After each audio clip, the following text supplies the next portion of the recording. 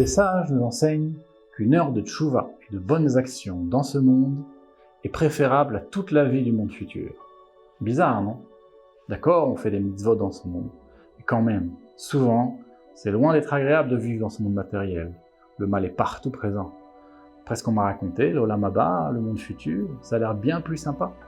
Il faut bien comprendre ce que veulent nous dire nos sages. De quoi parle-t-on? De la Torah et des mitzvot.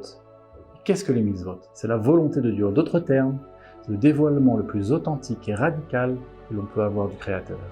Mais alors, avez-vous déjà réfléchi à ça? Si c'est un dévoilement si puissant, comment se fait-il que l'on puisse le supporter?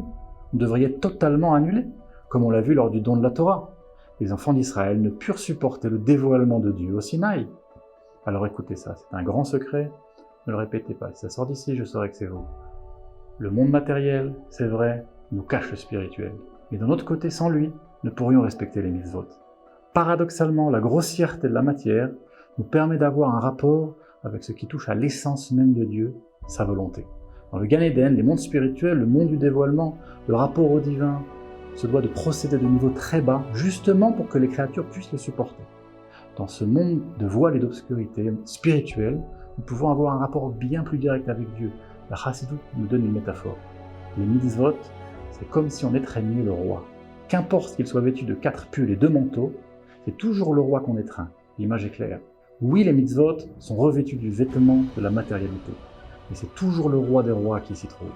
Rabbi Levi Yitzhak de Berditchev disait que si on rentrait ne serait-ce qu'un tzitzit dans le Gan Eden, ce dernier brûlerait instantanément. Il est bon de penser à cela lorsqu'on a la flemme de faire les mitzvot. Ça peut motiver, n'est-ce pas? TorahBox, c'est une véritable yeshiva en ligne qui va vous permettre d'étudier les textes de référence dans les mots Talmud, Livre des prophètes, Chassidut, Moussar, Pensée juive, Halakha. Des dizaines d'œuvres disponibles avec pour chacune d'elles un enseignement adapté. En un seul clic, où que vous soyez, à n'importe quelle heure du jour ou de la nuit.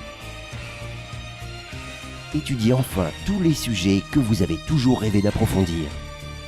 Alors, travailler le GAN, c'est la sotte Védivrei Torah, c'est travailler les paroles de l'étude de la Torah. Et c'est quoi garder le GAN? C'est l'ishma, mitzvota, de garder les mitzvot. Aujourd'hui, la Torah n'a jamais été aussi proche de nous.